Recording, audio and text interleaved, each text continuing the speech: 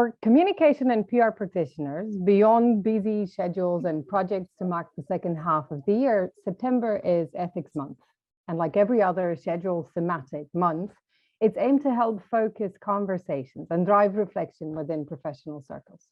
In the next half hour or so, we'll be talking ethics with the movers, shakers, and shapers of PR comms in their future. They're based in Bangkok, Cape Town, Dubai, and London. It's really, really exciting. And we're going to see what they think. They're young, they're restless, they're opinionated, and they have already loads of experience. So we'll be talking to them about how they see PR and how they want it to be in the future. There's Gabriela, Natasha, Goitseone, and Mana joining us, as I said, from many, many parts of the world. I'm Anna Adi. I'm your host for today. I'm the Vice President of Quadriga University of Applied Sciences in Berlin and the Vice Chair of PRCA's International University Advisory Group. All of you, welcome. So tell me a little bit about your journeys into PR. Not everybody makes a decision from the outset to join or study comms and public relations. Tell me a little bit about how did you ended up in the field? And while you do that, tell us how now you find it compared to what you've expected to find. Where shall we start? Mana, would you want to go first? Yeah, sure. I'd love to. Sorry, I didn't want to interrupt anyone else. Yeah, so I originally knew that I wanted to study some form of media. I don't think that it necessarily had to be like advertising or PR. It could have been like games or something. But it was really, really interesting because when I was young, I think most people I thought that PR was kind of like this, you do what's, like the correct thing to do or the morally right thing to do. And then as I grew up, I started to realize my perception really changed. And it was like, okay, a lot of times with PR practitioners and also what I sometimes end up doing my own job is that you end up doing what is best for your client, whether that is a person, a celebrity, or an organization or whoever it is. And nowadays, when I look at, let's say, there's some sort of like scandal, and like I'm a big video game fan, so like let's say there's a scandal in some kind of game company, and then I see the way they address it, and even if it does seem like that is the most morally right thing to do, I kind of say, okay, is this real? Is this authentic, or is this just what they thought was the most ideal way for them to protect their company, because that is basically their job. And yeah, I think that is kind of a twist when you grow up. You're like, okay, maybe it's not as black and white as it seems. Okay. Anybody else has a similar or different experience? Can I go? Yes, please. Okay, thank you. So I am of the belief that PR chose me because I kind of didn't know what PR was until, okay, I had my gap year and then that turned into 2 years where I was like, okay, I'm gonna go into law. And then after a while, I was like journalism, but PR was that part of the prospectus that I would just skip. Like I just like, that's not for me, then I'd move. And then in the middle of my gap year, my sister and I tried something outside of what we would usually do in an NPO. And then it was a local brand, a local fashion line. And the designer one day calls me to her office and she's like, can you please handle my social media? And I was like, okay, let's see where this goes. Then I tried it, absolutely loved it. Then another local brand, which is all about female empowerment in South Africa in the Northwest, saw what I was doing for the clothing brand. And then they sent a DM and they're like, we like what you did. Can you please do it for us? We would love to have you as a PR manager. At the time, I think I was 2019. And I was like, okay, so what do I do? And then like, your tag is, we would like you to be our PR manager. And I was like, okay, this is that part in the prospectus that I always skip. And I enjoyed it. I would, same as Mana said, I would look at something online or a response, maybe from a PR rep team. And I'd be like, I feel like you guys could have maybe done this better with this angle. And then I'd always like look at different strategies. At the time, I didn't know that it was strategizing. I look at different PR tactics and I'd be like, if I worked on this, I would have tried to make it better by doing it this way. And I'd always find myself on like on a role to consistently strategize for other brands, like in my own space, and be like, this is how they could have done it better. And then that's when I was like, maybe it's high time I follow this on a professional level, which I did. And the rest, as they say, is history. Okay. So it's interesting. So you're saying that you basically ended up liking the job, although you disconsidered it to Yeah, a it was degree. like, no. But now I'm in a space where I don't think I choose anything else. I personally hear that a lot. So once you're in, you don't want out. But before you Ever. get there, it's something different. Um, Thank you for that story, Gabriela. How did you end up in PR? Did you study it? Well, my story is a bit different. So I'm originally from Bolivia, from South America, so that's where I did my university studies. I studied social communication, which is like it's a combination of many things in communication. So you get PR, you get journalism, you get research, marketing, event planning, loads of things. And my main passion when I was studying was journalism. So that's what I did first. I did journalism for a while. I did a year's internship in journalism. Then after I finished my career, I graduated in 2019. I did a research study for my last dissertation on fact checking, and why my country, Bolivia, needed fact checking in that moment. We had a very controversial election coming up. So we, after studying, I helped fund this fact checking initiative in Bolivia and worked as a journalist for fact checking. So we basically checked misinformation that was going around on social media. We also did fact checking political speeches. So it was a very interesting job because it wasn't really only journalism. It was a different kind of journalism, which is fact checking and dealing with misinformation and disinformation, which I really liked and I think is really important. And then I moved to London because that was always what I wanted to do. I moved here and I started looking for options on jobs, and I ended up getting this job in PRCA. I'm the communications manager in PRCA, and now I am more related to public relations than I ever was before. Beforehand, I knew what public relations did because I studied it, but I've never really done it. But now that I'm in it, I understand what they do, what we do, what's in it in the industry, what's important, what's not important, what we defend, what we don't defend. And it's interesting because I've been reading a lot about ethics particularly in PR, but coming from a journalistic background, I've also know about ethics in journalism. And I also have read so many things about journalism and PR kind of not getting along very well normally. And for me, as a young person, having worked in journalism and also now knowing PR, how I know it, which is not really long that I've known it, it's kind of like, why is this mishap between journalism and PR so big when we should work together? Because at the end of the day, we want to work ethically and work towards the truth. But obviously not always. It can change depending on different interests that get in the middle. But basically, yeah, that's my background and that's how I got into PR and what I'm doing now. Very, very interesting. I think we'll come back to that conversation about when did you discover ethics in a way, or when did it become a topic that took central stage in your thoughts. But we've got one more guest today. Natasha, you're joining us from Bangkok. Tell us a little bit more about your journey into PR. Yeah, so when I first got introduced to PR, it was kind of like, a funny thing because I was just watching a show with my friends called Scandal. I don't know if you guys have heard that show. And I was like, you know what? I feel like Olivia Pope like I just aspire to be like her. But at that point, I was still in high school. I didn't really understand what PR was. I always heard the term, spin doctor. I just kind of, labeled it as this negative connotation. And I initially went to the US to study with a bachelor's in marketing. That's what I really want to do, more of the business side.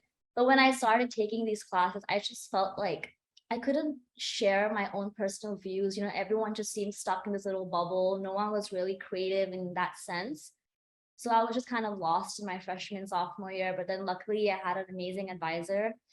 He kind of instructed me more about like, okay, why don't you try PR? You seem like you like a challenge, you just want to like talk about things. And I was like, you know what? Okay, why not?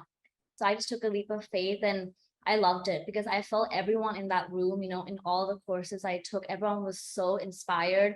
Everyone just loved a challenge like me because we were also passionate about, PR. Why storytelling is so important. All of us had different backgrounds, growing up in a kind of strict brown family, I'm Indian. So I've always kind of like challenged the status quo. I've always wanted to, prove things differently in a way. Sometimes I didn't really agree with so much of the way narratives were being told, in terms of different people. So I was like, I feel I can be good at this. So I started taking more classes on the strategic side of PR. And I found myself to really enjoy it. I just loved, narrating for clients. Then when we got to do, real life work samples in college, for example, I worked on the Serena Williams Nike case. So that was one of the biggest campaigns we did in college. And it was just more of learning why ethics in PR is so important, which we'll come to. But I just feel like PR is such a big scope and not many people understand how important it is. So once I graduated, came back to Bangkok, I understood more about the media landscape in Thailand, which is still very kind of backwards in a lot of sense. People view Southeast Asia, especially Thailand, as we're still improving many aspects. And, a lot of the Thai media, obviously, fake news is everywhere, but just being in the industry itself and working with clients, they just kind of get absorbed in that fake news, circle. So I feel like working in PR so far, my journey hasn't been long, but I feel in my journey so far, I've learned so many things of why, nowadays corporate storytelling is so important. A lot of people are investing in corporate storytelling. So I feel it's becoming more of an important aspect in a lot of businesses.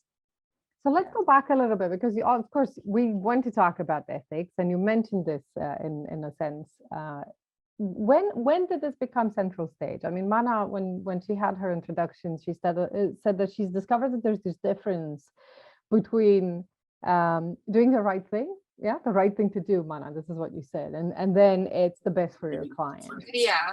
So when did this potential conflict came up, to become apparent to you in your studies or in your work, and how do you see your way out of that? Okay, so this might be like a nihilistic take, but I really think that if you are working in the industry, it is not always what you morally align with, which I think is the hard part. A lot of people will see, like, even in the case of law, for example, you might see a lawyer defending someone who you don't agree with, and you will think that the lawyer is a terrible person. But at the end of the day, there's still an employee working for a client. I still think that if I'm working for a client, for example, whose moral values like I don't personally align with, I do think that there is a modicum of responsibility on me for like choosing to work here. But I still think at the end of the day, it is a job.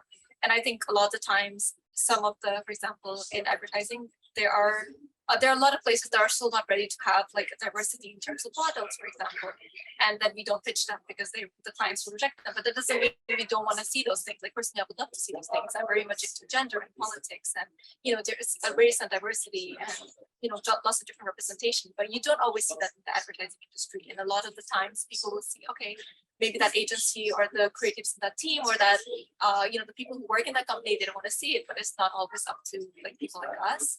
And I think it's kind of hard because sometimes you have to take a step back and be like, okay, this is out of my jurisdiction. The things that matter to me don't always the place I work with won't always align with them. Which is why I mentioned that I like to fight in Facebook comments, because I think the internet at least is a place where you can kind of be mostly free. So if you see people that you don't align with, I think for me, the reason I like to put my personal opinions out there is because I think the internet can create a very big echo chamber where people will say something and then they think, okay, yeah, this is my opinion, and then if other people see that opinion and they agree with it, it creates like this, you know, like, oh, everyone agrees with each other. So I think having someone who disagrees out there is like important because it's putting that information that no, you know, there are people who will disagree with you. Do not create these harmful stereotypes, these harmful ideas out there. Okay, but then look, I mean, you make this comparison with law. How does that work? How do you mitigate between you? That's what you've pointed out, right? That you have values, that there are things that you'd like to see more. Yeah. And yet either the people who you work with are not ready or unwilling to deal with that. How do you deal with that? And therefore, in a sense, is looking at the future, knowing that what you're doing. How is there a chance of getting any of those topics out if you do what everybody else is doing? So I think what you can do at a junior, because I'm still a junior, so I think what you can do is there are other ways to make change, whether that is campaigning for campaigning in other places, whether it's lobbying in other places, creating your own like messages out there that are not job related. And if it is job related, even if your ideas are getting shut down, just keep pitching them, just keep talking about them, put it out there that, you know, these are your ideas, the values to stand for, because I truly believe that when you put those ideas out there, that these are your opinions, the people who that resonates with, they will start to agree with you. And until you're at a level where you can make a change, it's always good to be like, yeah, these are the values I want to eventually push forward, because I think you will reach a point where you can actually push them forward and make a change. Okay. What are your thoughts, Natasha, Gabriela, what do you think? Yeah, so I kind of relate to that as well. Obviously, as you know, a young practitioner, you're just keen to jump in on all these projects, but you also have to remember what your ethical views are. But I feel it's kind of a hard balance sometimes as well, because, for example, one of my first ever clients outside uni was a dating app. And I remember this dating app specifically was kind of demeaning towards women. It was very degrading. So I just told my manager, you know, I know it's a big client, but what are your views on it? Because obviously as a new entry level, you don't want to be like, I'm not taking that account. It just, you know, you have to learn and grow. And if your manager is supportive of that, then it kind of like shows you, okay, you just have to, you know, swallow in your, you know, whatever insecurities and take it on. But I remember having a conversation with her and she was like, you know, I agree with you. And thank you for, you know, sharing your opinion with me, because not many people would do that. So I just told her I wasn't comfortable in taking on a client that, you know, deals with all these type of, you know, lingos or whatever. So I feel like sometimes we don't all have the choice like I had, because we're all young, we're eager to learn, but I feel like always remembering what you stand for is important. And you have to also take note that your managers or seniors will kind of appreciate you talking up instead of not saying anything and just kind of taking it on. If you're uncomfortable, I feel they will appreciate you standing up, because they know like us, we're our Gen Z, our generation, you know, we like a challenge, like I mentioned before. So they appreciate that. Yeah, sometimes it's not as easy though, for sure. Gabriela, what are your experiences? Thank you, Natasha. Oh, well, I feel like coming from a country in South America, moving to a massive city like London is, and getting a job in the PRCA, which is very, very big and very influential, has given me a lot of like what's happening. Like I'm learning so much about PR and what we do. And with my journalism background, I have this also what Mana was saying, like this need to put out my thoughts, my feelings, what me, Gabriela, stands for and is. But I don't do that in my job. I do that in my life. So, but I also always want to have a very ethical perspective, like do that, show who I am, but also respecting who other people are as well, because that for me, like respect to the other person in my personal life or in my professional life is the main thing, respect. So even if my views are different to the other person, I would like the other person to respect me and I respect the other person. And yeah, it's been kind of a weird ride for me, because I've been in PR for what, like 5 months. It's not been a long time, and I'm just getting into it and understanding how it works, how it is, why PR agencies do what they do. And I've been as with a journalistic perspective that I had before, for me, doing this fact checking and all I've done before, the client was the people I needed to give the truth to. So I've worked with misinformation, fake news, everything we know about, but I was looking at what does the audience need? What does the audience want in this moment of political crisis in a country? Okay, so we're going to give them education about this and this and this, because that's what they need right now. But my client was that audience. So for me, moving into PR, it's very different because my client is not that audience anymore. My client is an organization that needs to be taken care of. So for me, it's a big jump. And it's not that I don't like it. I absolutely love it because it's a different world.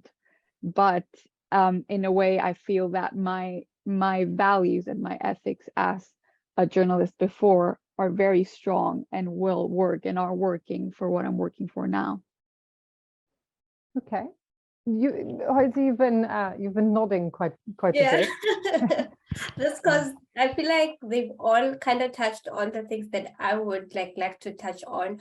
For instance, what Gabriela and Natasha said about okay, I feel like sometimes it's more dependent on having a balance between the professional you and the personal you, and finding how your principles fall into the mix. Like, does professional Goitse enjoy maybe talking about alcohol and like communicating with people who go into clubs when she doesn't? Does professional Goitse want to gel up with personal Goitse? So I feel like it's kind of just understanding yourself to a point where you know what you stand for, what your principles and ethics, personal ethics are, personal values, and then putting that into your professional life. That's where I think you kind of get to know which brands work best with you and what you for. And it also kind of depends on the kind of counsel you keep.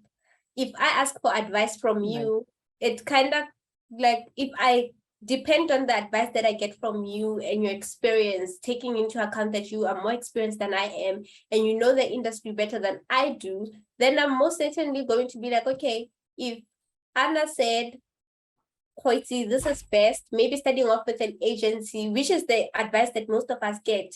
If you want to get like the gist of PR and then start with an agency, and that's where we all flock. But maybe you don't enjoy constantly being on a chase and chasing a deadline. Yeah. When in your courses, because you said you did study, how much time has been awarded to talking about ethics? And then how much time is it awarded now when you're at work on such discussions? I personally feel like, okay, so with me and with school, I remember ethics were introduced to us in our first year. We have in South Africa, we have PRCA, the Public Relations Institute of Southern Africa, and you get to learn about the PRCA Code of Ethics, how you're supposed to like present yourself as a young professional and which governing bodies are there in the industry. So I feel like not a lot of time is given into practicing ethics or teaching ethics. It's just a tick on the, okay, current PR professionals know that they're ethics, that's cool. So that if something goes down, they like, we taught you that in first year. Well, I feel like from my personal experience, it's something that should be constantly and consistently reminded to people that, okay, remember that as you work on this campaign, the ethics that you have to withhold, the standards that you have to keep. And sometimes what you feel is perfect for a brand might not be perfect for the brand. It might not be perfect for the people that you're trying to communicate with. I don't feel like they are enforced as much as they should be, which is why in most cases, almost every week, we have someone who's getting cancelled. We have a brand that's getting cancelled. Then that means that there's a problem. Yeah. And give me an example. Let me stop you here for a moment. Give me an example where you felt like an organization or a brand has been cancelled the way you call it, and you think, well, not only that they should have seen that coming, but had they done their homework, thought a little bit about this, it would have become very obvious. Do you remember of any of such cases recent? There's currently a scandal in South Africa where two media personalities bumped into each other last night and they fought. And it turns out that the one person involved in the fight is someone who was cancelled a while back because they were physically abusing their partner. That person got cancelled, but the person is still in the industry. They're still getting jobs.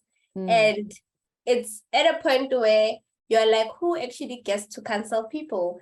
And is there a specific body that sets out who gets cancelled, who can come back after being cancelled and things like that? I feel like we are a generation that holds brands accountable, but following through is a bit of a problem. Like, we cancel you today, tomorrow we get you a gig and we celebrate it. Then a month later, you get cancelled again. Like, how many more times do people get cancelled? Who actually gets cancelled and how does it work? Which also brings up a question of who sets out these rules?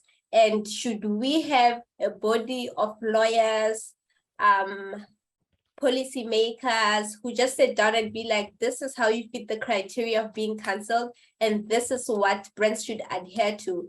Because with social media, I've worked in social media quite a lot, and with social media, you could literally just get cancelled from a simple thing. And I feel like PRCA ethics and guidelines, not just PRCA, but also PR bodies have set out ethics, but it's high time, I believe, we look back and be like, okay, these ethics were set out in a time where social media wasn't in play. So how do we move forward? How do we set out guidelines and new ethics that cater to where the industry currently is? Okay.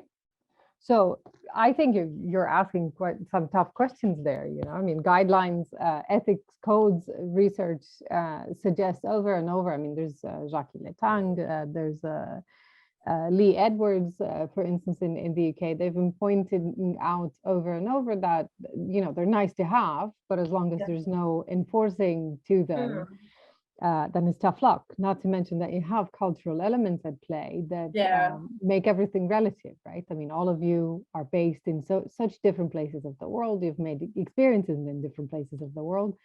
And I would imagine, like I have, that something that is right and okay in one place, all of a sudden is not fitting in the other.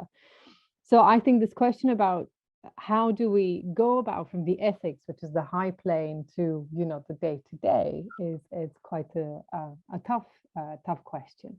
So let's try to find a solution. How would you go about it? So now, picking up on Goitseone's question, considering, or we start with this premise, right? Ethics codes are nice to have, but potentially unhelpful when situations, day-to-day situations are challenging.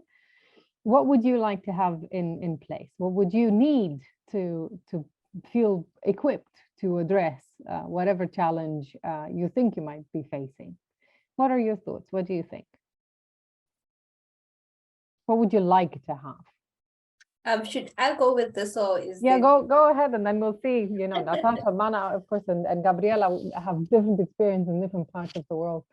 Maybe we managed to come up with 3 things that we'll need for, ethical solution making.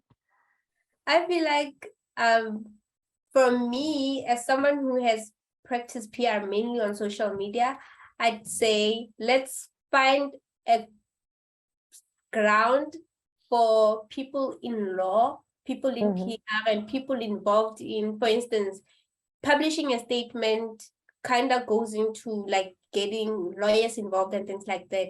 Get other people who might be a bit in touch with our industry, people in communication, psychologists, have them sit down, set out laws, review laws on who gets to get cancelled, how does cancel culture work, because it's getting tired. Like, it's like a selected number of people get cancelled and a specific few don't, because they have somehow Like, I don't know, there's just a mix of things going on.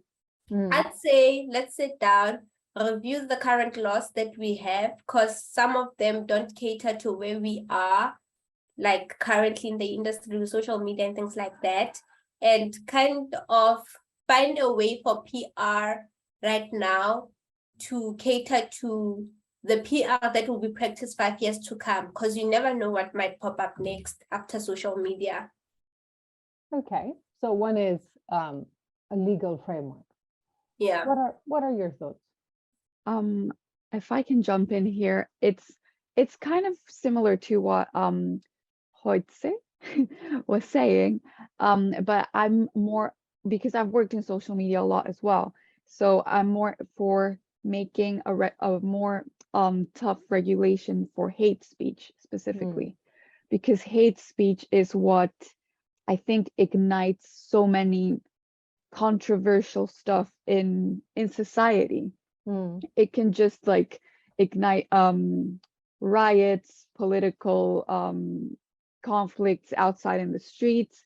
It all has to do with hate speech, like one group hating another group. And we've seen it so many times. We see it all the time, every year, I think, with the Israel-Palestine situation.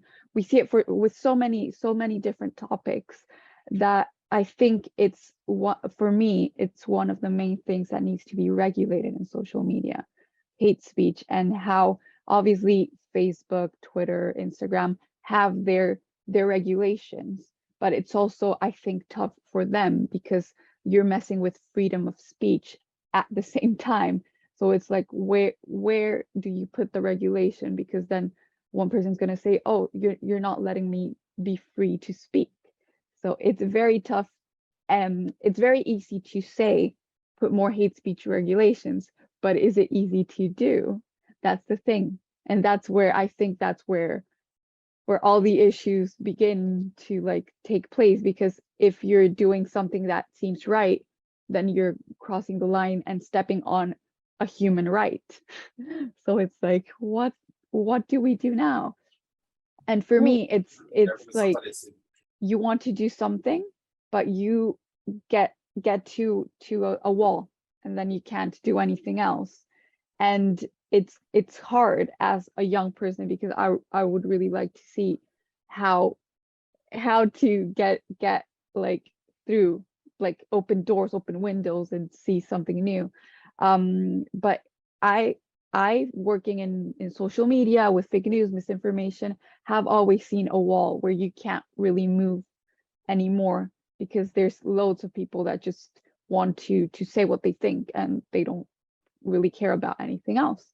So that for me, it's kind of a existential crisis. It's not like, it's not really a solution, but it's something I think we need to really think about on how can we really change things without damaging so many views. Mana, you put your mic on for a moment, so I take it you have something to add.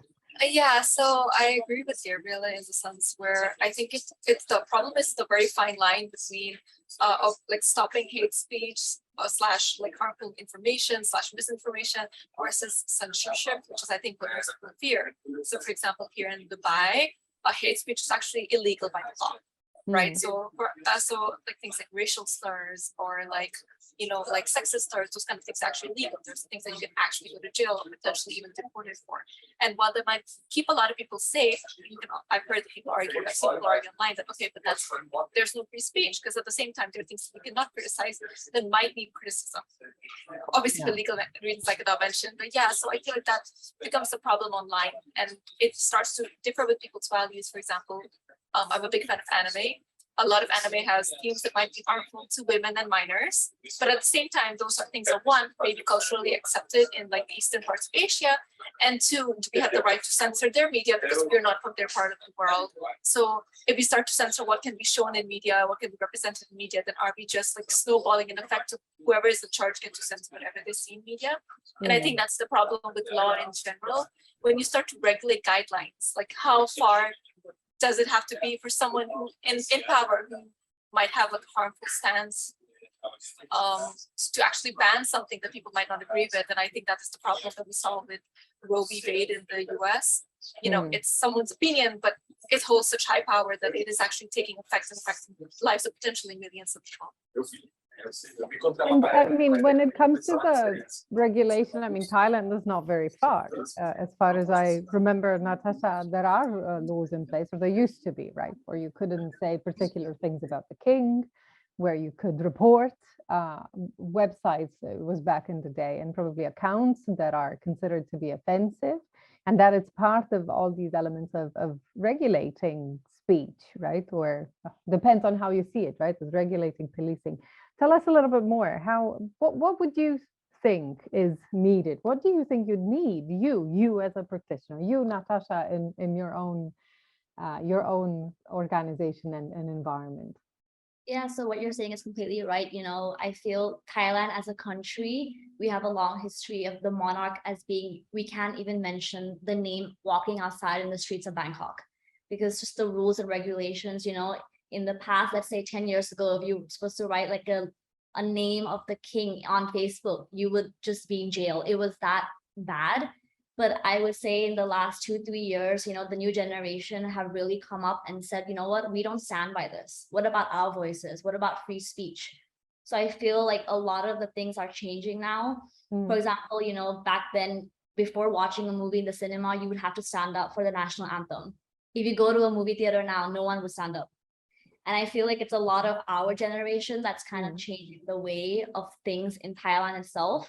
You know, even foreigners come, they will say to us, but why is Thailand not the same anymore?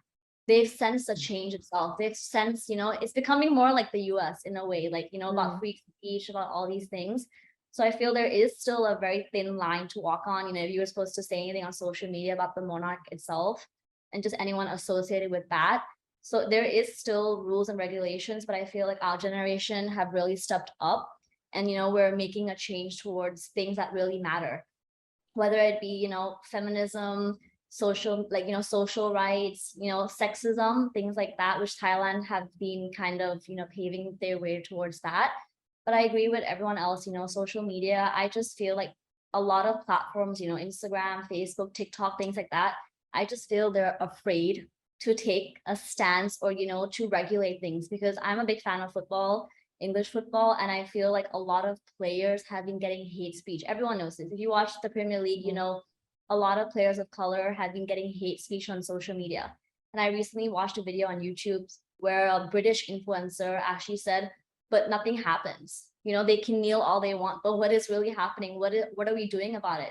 Just because, you know, they come up with a campaign, nothing is getting solved because Instagram won't flag a specific comment underneath. Obviously, it's very difficult to kind of, you know, regulate things like this when the line is like, okay, what is free speech? What am I crossing the line? But I just feel a lot of the big social platforms are afraid of taking this risk. They're afraid of regulating.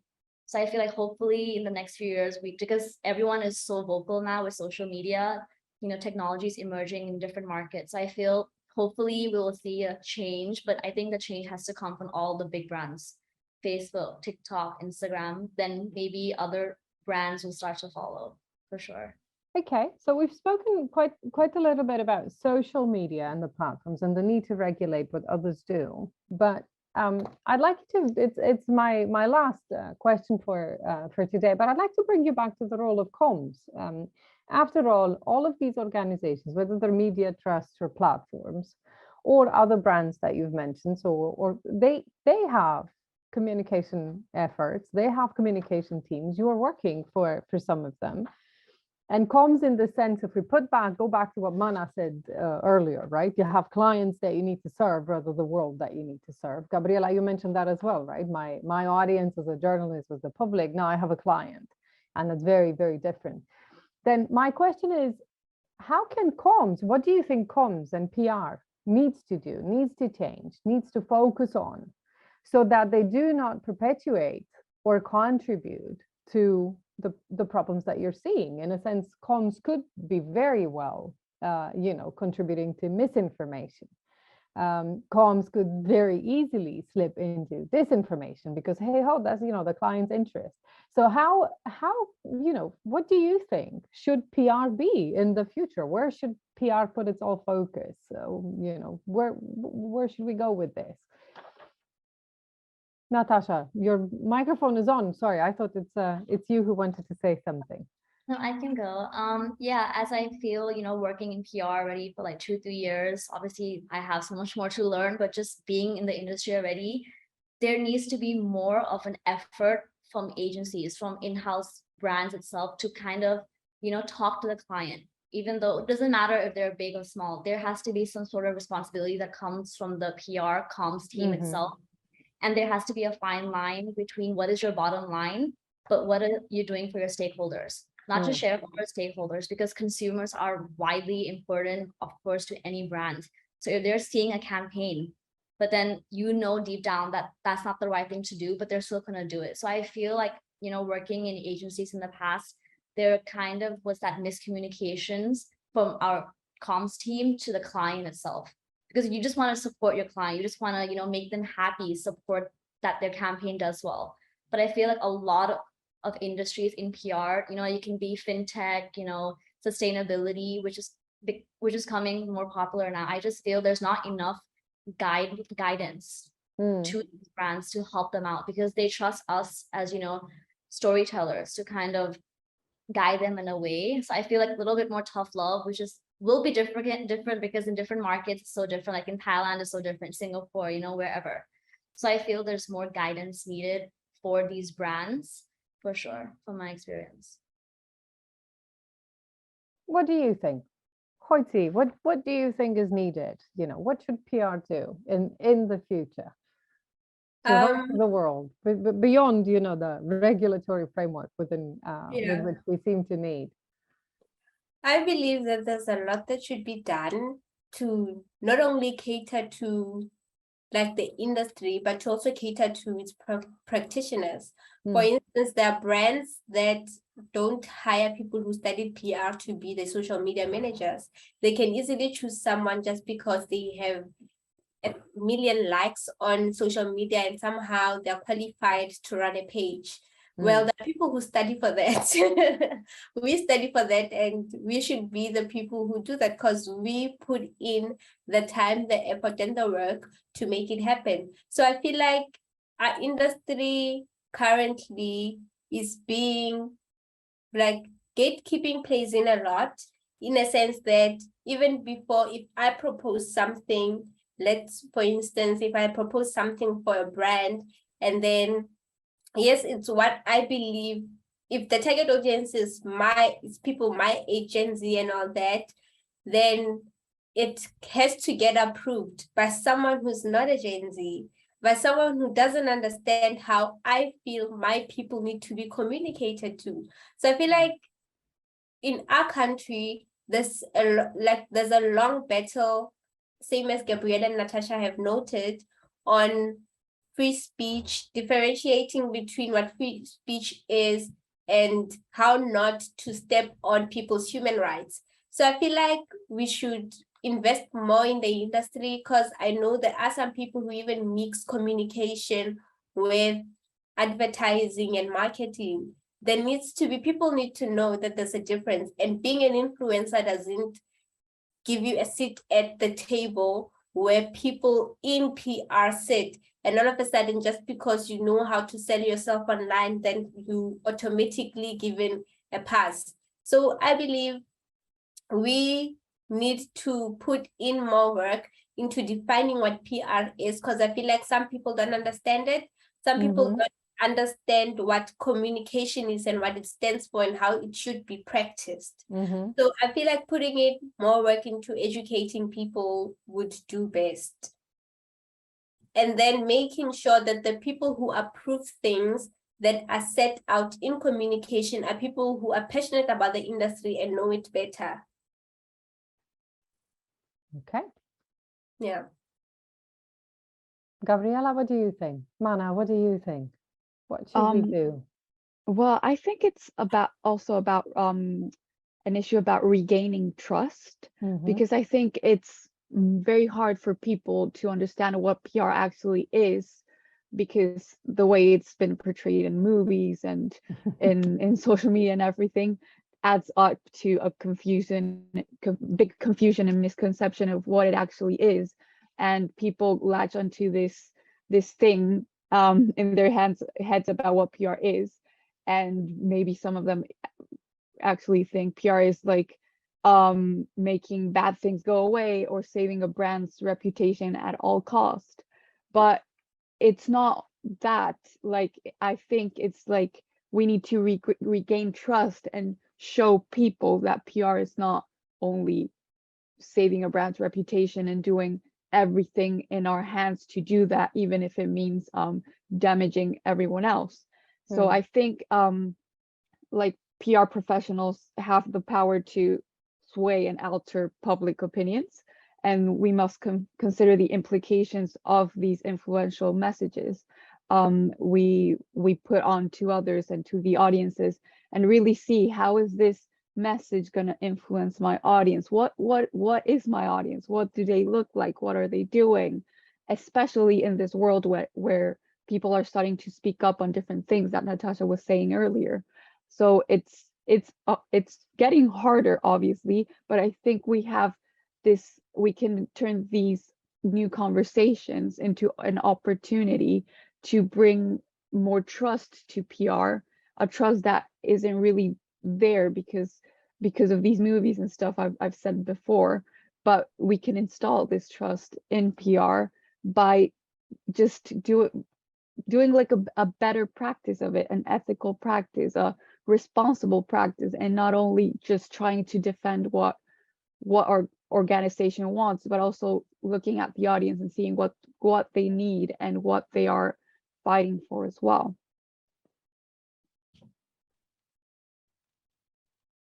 Any other thoughts? Final thoughts? Mana. I loved what Natasha said about how it is your job, as whether you're an agency or like a practitioner, to kind of guide your client, whether it's an organization or a person, in the right way. I thought that was a really good way of looking at it, because I think oftentimes we get wrapped up with, okay, this is the client, this is what they want, this is what we do. But agencies and practitioners have their strategy and they have their research, and like Hoiti said, it's often the people in charge sometimes, well, no, I'm not gonna say sometimes, a lot of times they're not Gen Z people, so they're not gonna understand how a Gen Z audience, which is taking over nowadays, is gonna see things. So I think it's really important to kind of remind them that, okay, the way you think is not necessarily wrong, but that's not all there is to it. So I think brands become very stagnant, and like people become very stagnant in the way they view themselves or what their image should be, and that's the role of your comms people to tell you, no, there is more to this, and this is how you can expand that. So I think that's a really good way. We're running out of time, ridiculously out of time. But I take a couple of conclusions here. One is that, you love PR, whether, you made a very conscious choice from the beginning or you ended up in the field, that you seem to have a very good experience with the challenges that you're presented with. One of the other things that I wrote here is, as we spoke about ethics, is assumptions that we enter and assumptions that we work, we operate with, that you very much indicated that you'd like challenging, so speak up, talk up, stand up, questioning. Natasha, I think these were some of your words. Respect was something that Gabriela mentioned, and you've echoed all in your examples. So moving forward in a way of making PR work for you as individuals, as well as, for the job and the clients. My understanding is that you wish for yourselves not only codes of ethics, but rather frameworks to operate that are clearer. So obviously those would be legislative and national and up for negotiation, but also guidelines, as in thou shall do and thou not shall do. As well, I'd add up there. So my 2 grains of salt would be, and very much inspired by what Hoitsi said, you said it, the counsel you keep.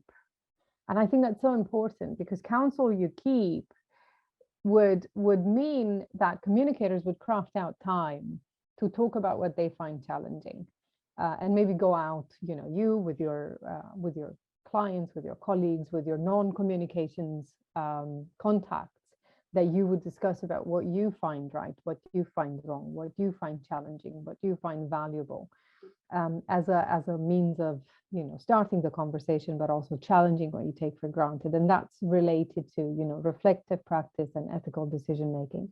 Finally, one of the things that I take from your conversations is that you feel, your generation, like mine, you still feel that PR needs demystifying, very much so, to people that are in contact and influencing decision making. And you know, that makes me very happy personally, because we've been working on a book chapter where the thing where we're saying, you know, PR should be taught outside of PR schools, and kind of it's an open invitation for everybody to understand how comms and persuasive comms works. So if we manage to do that, then hopefully, you know, this demystifying work is going to be less. So moving on to our ethical month, thank you so very much for, you know, carving time in your schedules there in the world where you are. We're in different time zones after all. I wish you all the very best in your projects and careers moving forward, in balancing those plates and those values as you've mentioned. And I very, very much looking forward to having another opportunity to crossing paths with you again. Thank you very much. This is over from us, but definitely loads of valuable questions to follow up on. And if Natasha, Mana, Goitse, and Gabriela are online, then if you want to reach out to them, then please definitely do so. As you've seen, I've told you, they're movers and shakers and shapers of PR. And I think I've proven my statement to be right. Thank you very much.